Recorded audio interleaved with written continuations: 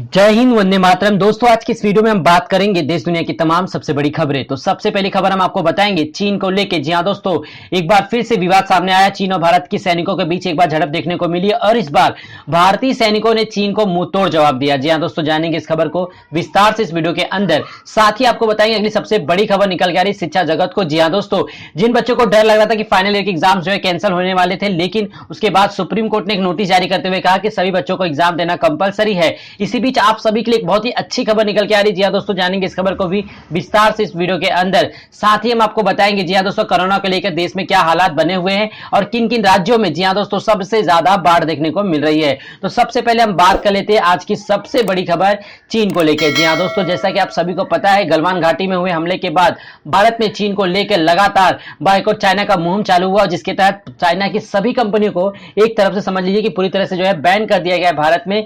चाहे वो आईपीएल में से उसकी फ्रेंचाइजी ही क्यों ना, पूरी तरह से चीनी कंपनियां जहां जहां भी अपना योगदान भारत में दे रही थी, उन तमाम जगहों से चीनी कंपनियों को निकाल के बाहर खदेड़ दिया गया। इसी बीच एक बहुत बड़ी खबर निकल के आ रही है। जी हां दोस्तों, कि पूर्वी लद्दाख में अतिक्रमण करने की ताजा कोशिश नाकाम रहने से चीन बुरी तरह से बिलखिला गया है। बात वह उल्टे भारत पर समझौते के उल्लंघन का आरोप भी लगा रहा है। भारत ने चीन के दूतावास में अपने विदेश मंत्रालय का राग अपनाते हुए कहा कि भारतीय सैनिकों ने 31 अगस्त को वास्तविक नियंत्रण रेखा यानी एलएसी पर अतिक्रमण कर लिया। ध्यान रहे कि भारतीय सेना ने सोमवार को ही चीन के हरकतों से पर्दा उठा दिया था। सेना एक तरफ जारी बयान में कहा गया कि भारतीय सेना ने पैंगोंग त्योस एरिया में चीन के आक्रामक रवैये को लेकर बताया कि 29 से 30 अगस्त के दरमियान रात को पीएलए के सैनिक दलों ने उस असहमति का उल्लंघन किया कि पूर्वी लद्दाख में जारी तनाव के दौरान सैन्य एवं कूटनीतिक बातचीत के दौरान बनी थी। चीनी सैनिकों की यथास्थिति को बदलने के लिए उकसावे की सैन्य गतिविधियां की गई और एक बार फिर से चीनी सैनिकों के अतिक्रमण की रणनीति को देखते हुए भारतीय जवानों ने इसका मुंहतोड़ जवाब दिया। जी हां दोस्तों, भारत के 20 जवान पिछली बार जो भारत और चीन के बीच मुठभेड़ में मारे गए थे, 20 जवान जो है शहीद हुए थे, उनका बदला जो है अब भारतीय सैनिकों ने बराबर चीन से ले लिया और उसे मुंहतोड़ जवाब देते हुए उसे पीछे खदेड़ दिया। लेकिन लगातार चीन जो है भारत के ऊपर प्रत्यारोप करता जा रहा है। चीनी दूतावास के प्रवक्ता ने कहा कि भारतीय सैनिकों ने अतिक्रमण करने के बाद उकसावे की कार्रवाई की, जिससे सीमाई इलाकों में फिर से तनाव की स्थिति पैदा हो गई। रानगे ने झूठे आरोपों की बौछार करते हुए कहा कि भारत ने चीन के क्षेत्रीय संप्रभुता को चुनौती दी। उन्होंने कहा कि भारत के इस कदम से चीन की क्षेत्रीय संप्रभुता को घोर उल्लंघन हुआ है। इस दोनों देशों के बीच हुए संबंधित समझौते प्रोटोकॉल्स का महत्वपूर्ण सहमतियों को गंभीर अवहेलना की गई है।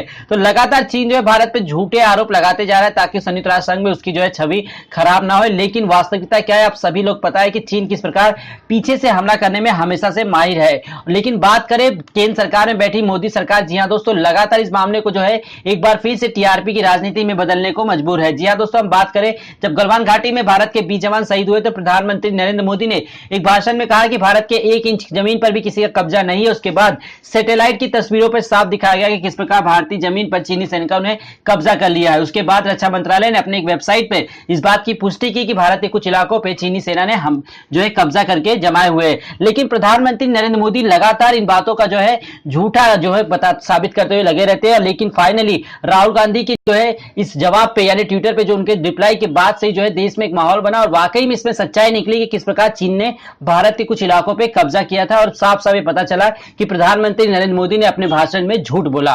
तो चलते हैं अपने अगली खबर की तरफ। जी हां दोस्तों, अगली सबसे बड़ी खबर निकल के आ रही है शिक्षा जगत को लेकर। जैसा कि आप सभी को पता है, कोरोना वायरस की वजह से देश में तमाम जो है शिक्षा जगत को लेकर जो है स्कूल कॉलेजेस को बंद किया गया, चाहे कोचिंग क्लासेस ही क्यों ना, सब कुछ बंद कर दिया गया। और इसी बीच ये खबर निकली कि बच्चों के एग्जाम्स को कैसे लिया जाए। जी हां दोस्तों, जो एग्जाम्स अप्रैल में हो जाने चाहिए थे वो अब तक एग्जाम्स नहीं किए गए। लेकिन इसी बीच जो है मुख्यमंत्री श्री उद्धव ठाकरे ने साफ साफ कह दिया कि महाराष्ट्र में कोरोना संक्रमण सबसे ज्यादा है और पूरे देश में सबसे ज्यादा केंद्र बिंदु जो है महाराष्ट्र बना हुआ है। इन तमाम चीजों को देखते हुए मुख्यमंत्री श्री उद्धव ठाकरे ने साफ साफ कहा कि बच्चों के एग्जाम्स नहीं लिए जाएंगे और उन्हें प्रमोट कर दिए जाएंगे। अब ये मामला जो है यूजीसी जो है कोर्ट में लेकर चली गई और उसके बाद एक बहुत ही बड़ा जो है फैसला आया यूजीसी की तरफ से और सुप्रीम कोर्ट की तरफ से। सुप्रीम कोर्ट ने पूरी तरह से जो है यूजीसी का समर्थन करते हुए कहा कि बच्चों का एग्जाम लिए बिना उन्हें पास नहीं किया। इन मामलों को लेकर बच्चों के मन में काफी तनाव देखने को मिला, क्योंकि 4 महीने समय के बाद अब यूजीसी और सुप्रीम कोर्ट की बात हवाले से ये नोटिस आती है कि बच्चों के एग्जाम्स होने चाहिए। लेकिन एक राहत की बात आप सभी के लिए अच्छी खबर यह है कि बुक टेस्ट, जी हां दोस्तों, अब आपको जो है अपने घर से बैठ के एग्जाम देना है, यानी कि अब आपको एक क्वेश्चन पेपर दे दिया जाएगा। जी हां दोस्तों, उसके आंसर आप जो है अपने घर से बैठ के ऑनलाइन लिख के जो है अपने टीचर्स के मेल आईडी पे या फिर कॉलेज की मेल आईडी पे आपको सबमिट करना होगा। या दूसरा ऑप्शन होगा विकल्प कि आपके घर पे क्वेश्चन पेपर पहुंचाया जाएगा, उसके बाद आपको पेन पेपर से, जी हां दोस्तों, जिन इलाकों में इंटरनेट की सुविधा नहीं नहीं है। मैं उन इलाकों की बात कर रहा हूं कि वहां पे ये सुविधा अप्लाई जाएगी कि वहां पे सरकारी कर्मचारी आपके पास पेपर पहुंचा जाएंगे, उसके बाद 2 घंटे के बाद या 3 घंटे बाद जो भी टाइम टेबल के हिसाब से होता है उस घंटे के बाद आपसे पेपर ले लिया जाएगा। तो इस प्रकार भी आपका जो है एग्जाम कंडक्ट किया जाएगा, यानी बच्चों को पूरी तरह से घर में सुरक्षित रखा जाएगा, उन्हें घर से बाहर निकलने की जरूरत नहीं पड़ेगी। तो ये सभी के लिए बहुत अच्छी खबर है कि अब आपको घर में बैठकर ही जो है अपना एग्जाम देना होगा। तो चलते हैं अगली खबर की तरफ। जी हां दोस्तों, देश भर में जहां जेईई और नीट की एग्जाम्स की परीक्षा शुरू हो चुकी है, जिसको लेकर देश भर में जी हां दोस्तों देशव्यापी आंदोलन किए गए, चाहे वो कांग्रेस पार्टी की तरफ से हो चाहे बच्चों की तरफ से हो। सभी लोगों ने, देश के तमाम कम से कम 12 मुख्यमंत्रियों ने इस बात का समर्थन किया कि बच्चों के एग्जाम्स को पोस्टपोन कर देना चाहिए, क्योंकि जेईई और नीट के एग्जाम में 28 लाख बच्चे बैठने वाले हैं। अब आप समझ सकते हैं कि भारत में जहां मामले 30-35 लाख के ऊपर पहुंच चुके हैं, जी हां दोस्तों ताजा रिपोर्ट की बात करें तो 35 लाख से ऊपर जो है मामले पहुंच चुके हैं। उसके बावजूद सरकार 28 लाख बच्चों को फिजिकली उन्हें एग्जाम सेंटर्स पे बुला रही है, उनका बायोमेट्रिक कराएगी, उसके बाद उनका एग्जाम लिया जाएगा। इस मामले को लेकर डॉक्टर और इंजीनियर्स वाले बच्चे, यानी जो देश के भविष्य है, उन्होंने साफ साफ कहा कि वो एग्जाम्स को कैंसिल नहीं सिर्फ पोस्टपोन करना चाहते हैं, ताकि किसी को भी कोरोना वायरस की इस महामारी संक्रमण में जूझना ना पड़े। लेकिन प्रधानमंत्री नरेंद्र मोदी ने इस मामले पे जैसे चुप्पी साधी हुई है। जी हां दोस्तों, अपने मन की बात कार्यक्रम में प्रधानमंत्री नरेंद्र मोदी तो मन की बात करते हैं, लेकिन दूसरों की मन की बात सुनते नहीं है। जिस प्रकार राहुल गांधी ने अपने सोशल मीडिया प्लेटफॉर्म पे लिखा है कि प्रधानमंत्री नरेंद्र मोदी जहां जेईई और नीट के एग्जाम के बच्चों की बात करनी चाहिए तो वहां पे खिलौनों की बात करके चले गए। जी हां दोस्तों, देश में बहुत ही बड़ी समस्या है कि देश के राजनीतिक जो है कुछ ना कुछ जो है करते रहते हैं। जैसे कि आप समझ सकते हैं कि जहां देश में सबसे बड़ी समस्या इस समय जेईई और नीट के एग्जाम्स को लेकर है, तो वहां पे प्रधानमंत्री खिलौनों की बात करके चले गए, जो अपने आप में काफी जो है विवादित रहा। राहुल गांधी ने साफ साफ कहा कि बच्चों के भविष्य को लेकर, साथ ही उनकी जान मान को लेकर भी जो है प्रधानमंत्री नरेंद्र मोदी चुप्पी साधे हुए और लगातार इन बातों पे जो है पूरी तरह से चुप रहते हैं और कोई भी कमेंट नहीं करते। और इस प्रकार उन्होंने खिलौने की बात करके अपने आप को जो है एक और जो है मुसीबत में डाल दिया। जी हां दोस्तों, प्रधानमंत्री नरेंद्र मोदी की इस टिप्पणी के बाद राहुल गांधी उनके पीछे पड़ चुके हैं और उन्होंने साफ साफ कहा कि प्रधानमंत्री किस प्रकार अपनी मन की बात तो करते हैं, लेकिन लोगों की मन की बात सुनते नहीं। तो चलते हैं अपने अगली खबर की तरफ। जी हां दोस्तों, अगली सबसे बड़ी खबर निकल के आ रही है एक बार फिर से। जम्मू कश्मीर में 370 धारा हटने के बाद वहां पर लगातार हिंसात्मक कार्रवाई जो है आतंकवादियों के द्वारा जो करी जा रही है। इसी बीच एक बहुत बड़ी खबर निकल के आ रही है कि चारू सिन्हा बनी सीआरपीएफ श्रीनगर सेक्टर की पहली महिला आईजी। 1996 बैच की तेलंगाना कैडर की आईपीएस अधिकारी हैं चारू सिन्हा। बिहार सेक्टर की आईजी रहते हुए नक्सल ऑपरेशन को हेड कर चुकी हैं चारू। अब सेना और पुलिस के साथ मिलकर करेंगे आतंकवादियों का सफाया। जम्मू कश्मीर में आतंकवाद के खिलाफ जंग में अब महिला अधिकारी भी कंधे से कंधा मिलाकर लड़ेगी। केंद्रीय रिजर्व पुलिस फोर्स यानी सीआरपीएफ ने आईपीएस अधिकारी चारू सिन्हा को आतंकवाद प्रभावित इलाके यानी श्रीनगर सेक्टर के आईजी पद पर नियुक्त किया है। श्रीनगर सेक्टर में सीआरपीएफ की आईजी बनने वाली चारू पहली अधिकारी है। सीआरपीएफ श्रीनगर सेक्टर की आईजी बनी चारू सिन्हा 1996 बैच की तेलंगाना कैडर की आईपीएस अधिकारी है। लगातार जी हां दोस्तों, जब से प्रधानमंत्री नरेंद्र मोदी ने वहां पे 370 की धारा हटाई और उसे केंद्र शासित प्रदेश में बदल दिया, उसके बाद से वहां पे आतंकवादी गतिविधियां जो है जोर शोर से शुरू हो चुकी हैं। और इसी बीच जी हां दोस्तों, एक बहुत ही अच्छी खबर निकल के आ रही है कि अब वहां की पहली महिला आईपीएस अधिकारी जो है चारू सिन्हा अब आईजी वहां की बन चुकी है और अब इस प्रकार जो है वहां पे आतंकवाद को खत्म करने की कोशिश की जाएगी। तो चलते हैं अपने अगली सबसे बड़ी खबरों में। जी हां दोस्तों, देश की अगली सबसे बड़ी खबर आ रही रेल मंत्रालय को लेकर। जैसा कि आप सभी को पता है कि देश भर में तमाम लोकल ट्रेनें, पैसेंजर ट्रेनें, एक्सप्रेस ट्रेनें, मेल ट्रेनें सब कुछ रद्द कर दिया गया 12 अगस्त के लिए। उसके बाद 12 अगस्त के बाद लोगों के मन में आई कि सब 12 अगस्त के बाद खुल जाएगा, लेकिन उसके बाद रेल मंत्रालय ने एक नोटिस जारी करते हुए कहा कि जब तक ऊपर से यानी केंद्र सरकार से कोई नोटिस नहीं आ जाती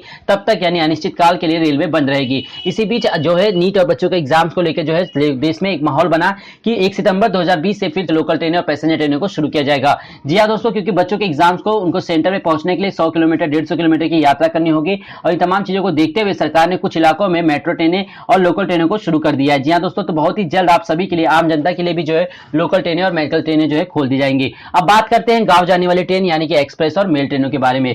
जैसा कि आप सभी को पता है कि देश भर में स्पेशल ट्रेनें तो चलाई जा रही हैं, लेकिन जो नियमित ट्रेनें चलती थी, रेगुलर ट्रेनें, लॉकडाउन से पहले उन ट्रेनों को अभी भी रद्द किया गया है। लेकिन आप सभी की सुविधा के लिए सरकार ने एक अच्छा फैसला लेते हुए कहा कि जिन इलाकों में या फिर जिन रूटों पे सबसे ज्यादा बुकिंग होगी यानी कि गर्दी देखने को मिलेगी, उन रूटों पे स्पेशल ट्रेनों की संख्या में इजाफा किया जाएगा। तो दोस्तों, एक लिस्ट जारी हुई जिसमें बताया गया कि किन किन राज्यों और किन किन शहरों में यानी रूटों पर सबसे ज्यादा स्पेशल ट्रेनों को चलाए जाएंगे, ताकि लोग आसानी के साथ और सोशल डिस्टेंसिंग का पालन करते हुए अपनी यात्रा कर सके। तो दोस्तों, अगर आपको विस्तार से जानकारी जाननी हो कि आपके रूट पर या आपके ट्रेन के बारे में, तो आप हमें कमेंट बॉक्स में कमेंट कर सकते हैं। इससे इजी ये होगा दोस्तों कि आपको जिस रूट पे जाना है या जिस ट्रेन के बारे में इंफॉर्मेशन चाहिए वो हम आपको कमेंट के माध्यम से दे देंगे। तो दोस्तों, उम्मीद कर सकता हूं मैं आज का ये वीडियो आपको पसंद आया हो। वीडियो अच्छा लगा हो तो दोस्तों वीडियो को लाइक कर दीजिएगा। साथ ही दोस्तों, अगर चैनल पे आप पहली बार वीडियो देख रहे हैं तो स्मार्ट नॉलेज चैनल को सब्सक्राइब करना ना भूले। तो दोस्तों, अंत में मैं आपको एक सवाल पूछूंगा। जी हां दोस्तों, अगले वीडियो में, तो आप उस वीडियो को जरूर देखिएगा। उस सवाल का जवाब देने पे 5 लकी विजेताओं को हम देंगे 1-1 हजार रुपए का पुरस्कार स्मार्ट नौकरी चैनल की तरफ से। तो धन्यवाद दोस्तों।